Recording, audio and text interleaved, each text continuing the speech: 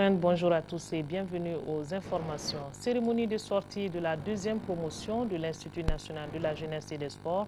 C'était samedi dernier ici à Bamako. La promotion est baptisée Feu Kiba Kamara, un des anciens professeurs de l'Institut qui a su cultiver la sagesse et la rigueur. La cérémonie était présidée par le ministre des Sports. Le reportage de Tchemoko Konate. Ce sont au total 77 étudiants, filles et garçons à recevoir leur diplôme de fin d'études. Parrainé par le directeur national de la jeunesse Drissa Guino, cette 7e promotion de l'Institut national de la jeunesse et des sports porte le nom de Feu Kiba Kamara, ancien professeur de l'Institut et ancien secrétaire général du département de tutelle. Le choix de cet homme est loin d'être fortuit. L'homme était un travailleur inlassable, patriote et assidu à la tâche, efficace et efficient dans l'accomplissement et l'accompagnement du mouvement sportif, des associations et regroupements de jeunesse sur le plan national et international. L'occasion était bonne de faire un aperçu des performances et des innovations apportées dans la vie de l'Institut. Quant au cycle supérieur, 88 étudiants ont composé en 3e et 4e année, 42 passent dans la classe supérieure et 39 obtiennent le diplôme, soit un taux de réussite de 92,04%. Les responsables ont souligné les défis qui attendent les jeunes avant de leur prodiguer des conseils de sages. C'est pour dire à nos récipiendaires que les efforts qui les attendent seront encore plus ardus que ceux qu'ils ont consentis jusqu'à ce jour. Je les invite à plus de courage et de détermination afin de relever les défis auxquels sont confrontés les secteurs de la jeunesse et des sports de notre pays. Des artistes et des comédiens étaient au rendez-vous pour émerveiller l'assistance. Sortie d'une autre promotion, il s'agit de la toute première de l'Institut de formation des maîtres IFM de Nioro du Sahel. Le parrain de cette promotion est l'ancien ministre de la Culture, Cheikh Oumar Sissoko. La cérémonie a regroupé plusieurs responsables politiques et administratifs et c'était sous la présidence du préfet du Cercle. Sur place, le reportage de notre correspondant Moussa Diakiti. Il s'agissait au cours de cette cérémonie de baptême pour les organisateurs de retracer l'historique de l'établissement, de montrer le bon exemple aux promotions futures et de préciser les nombreux défis qu'attendent cette promotion baptisée Promotion Cheikh Oumar Sissoko. L'occasion a été donnée au porte-parole de la promotion, M. Alpha Sangaré, de préciser que le choix de Cheikh Oumar Sissoko comme parrain n'est pas fortuit. Il traduit selon lui la prise de conscience de la jeunesse en quête de repères et de références nationales a montré le patriotisme, le courage et la disponibilité de ce grand homme de culture qui est pour la jeunesse malienne une source intarissable de savoir. Plusieurs activités allant du reboisement à la projection de films sur l'école malienne de 1960 à nos jours et passant par un sketch sur la corruption à l'école ont émaillé la journée. Aussi, une conférence débat animée par le professeur Amadou Seydou Traoré dit Amadou Djikroni et un match de football opposant les littéraires aux scientifiques de la promotion ont mis fin à cette journée de baptême de la première promotion de l'IFM de Nioro du Sahel. Toujours en première région, c'est parti depuis samedi dernier pour la deuxième édition de la colonie de vacances Kai Dakar. 10 jours durant, 40 enfants vont visiter les sites touristiques et historiques de Dakar. Les enfants feront la découverte de l'île de Gorée, symbole de la traite négrière. Le départ de cette colonie de vacances a eu lieu en présence des autorités politiques et administratives ainsi que du syndicat d'initiative du tourisme de Kai. De Kai, les explications de Mahamadi Alioubari. Plus de 40 enfants participent à cette colonie de vacances organisée par le syndicat d'initiative du tourisme de Kai en collaboration avec la mairie. Véritable facteur d'intégration et de développement, cette colonie a pour objectif de faire découvrir aux enfants les lieux touristiques de la ville de Dakar. Les enfants, après avoir passé 9 mois d'études de labeur, alors on pense que les faire sortir pour aller visiter d'autres localités, en tout cas, ça contribue aussi au développement intellectuel de l'enfant. Pour cette deuxième édition, plusieurs visites sont au programme, à savoir le monument de la Renaissance, l'île de Gorée, le parc zoologique du Badja et la station balnéaire de Saly, Portugal.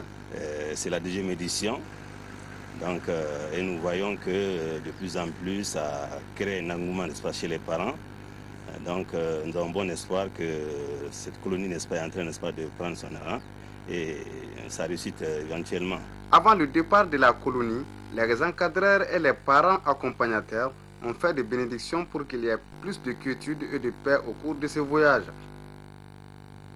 L'Association des jeunes pour le développement du Mali, AJDM, a célébré samedi la 2e édition de la campagne de lutte contre le paludisme. L'édition 2012 est soutenue par la Fondation Orange Mali et la société Eau Minérale Naturelle Kiren qui ont remis 300 moustiquaires ainsi que des nattes. Ces dents sont destinées aux personnes déplacées du Nord qui résident dans la commune 6 du district de Bamako. Cette action de solidarité de l'AJDM envers nos compatriotes devra leur permettre de se protéger contre les maladies liées à l'insalubrité.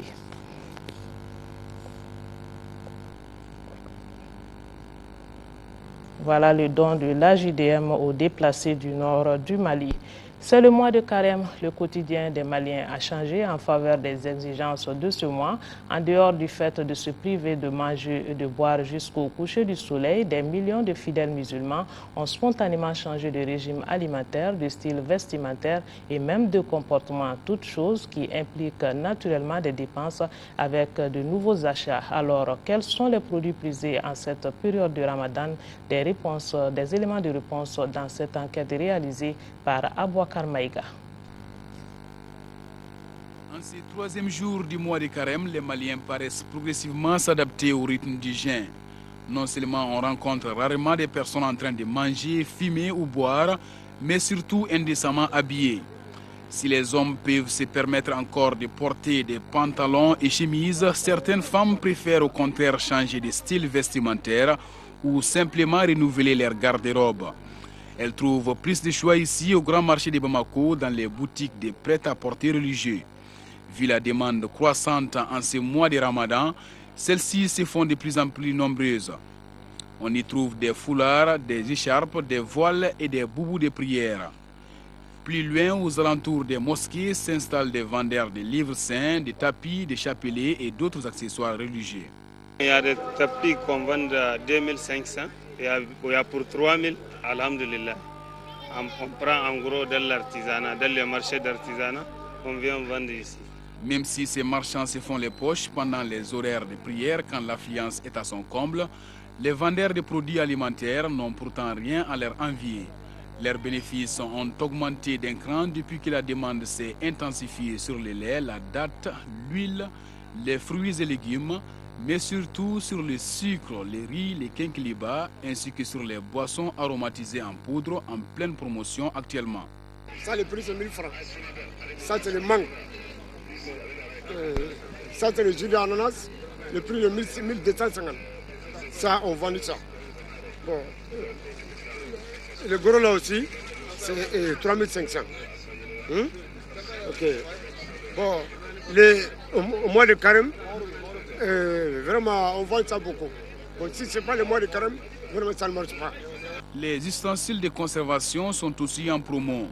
Ici, par exemple, les thermos de 2 et 3 litres sont accessibles à 6 000 francs CFA.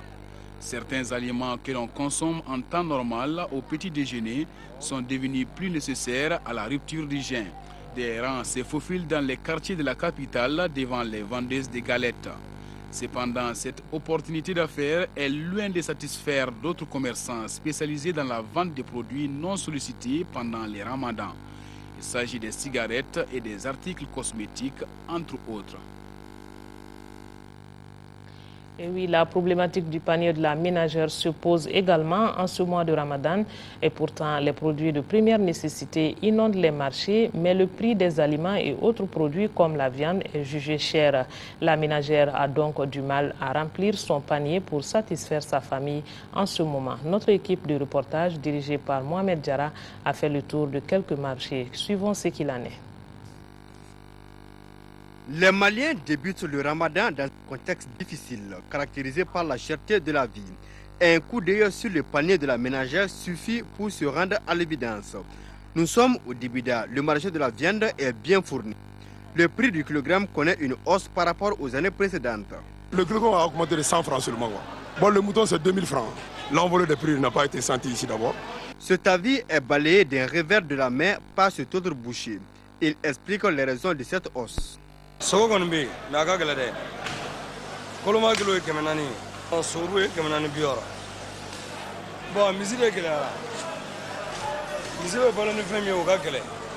Les clients, eux aussi, ont leur avis sur le prix.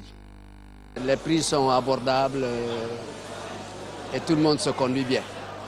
En temps normal, j'ai l'habitude d'acheter avec ce même boucher-là. Il ne m'avait jamais fait une concession comme ça. Céleri au persil ni a ye achite se ka sa pomme de terre bi kononton jaba bi olonvla dɔw b'a feere bi wɔɔrɔ minnu qualité minnu man ɲi kosɛbɛ donc an yɛrɛ kamana bɛ gana. La cherté ne concerne pas que la viande. Le poisson fait lui aussi parler de lui. Au marché de Médine, l'affluence est timide. La quantité de poissons a fortement diminué cette année et les prix sont exorbitants. Amani dara fɛn fɛn ka mini jamana yɛrɛ de ɲaamina an tɛ foyi feere sugu kɔnɔ wari ti sɔrɔ jɛgɛ ti san jɛgɛ ka gɛlɛn n jɔlen filɛ yɔrɔ min na n bɛ tigɛ ko de la nka n ma taabolo sɔrɔ a la fɔlɔ sisan kɔni an bɛ san min kɔnɔ ɲina san bɛɛ de gɛlɛyara an bolo a nɔgɔyabaga ye ala de ye. Au niveau des céréales, les mesures prises par le gouvernement sont saluées par certains. Au départ, on en avait vraiment peur avec l'exonération que le gouvernement a accordée à certains de nos opérateurs économiques. Ça a permis à baisser les prix et je crois que au-delà même du mois de carême, les prix au Mali seront stabilisés. En tout cas, les marchés sont bien approvisionnés. Le problème demeure donc le prix relativement élevé. Nous en venons au dossier de cette édition. Vous savez que l'hivernage s'est installé, une période propice à la manifestation de certains phénomènes naturels très dangereux, dont la foudre. Il faut savoir que la foudre est une décharge électrique qui équivaut environ à 100 millions de volts. Pour vous donner une idée du danger qu'elle peut causer, la foudre est à l'origine de plusieurs dégâts, notamment les électrocutions de personnes et d'animaux, les incendies, entre autres. Comment se protéger contre ce phénomène? Notre équipe de reportage est allée à la rencontre des spécialistes de la question. Bourama Traoré. À l'entendre le ciel, difficile de se tenir tranquille.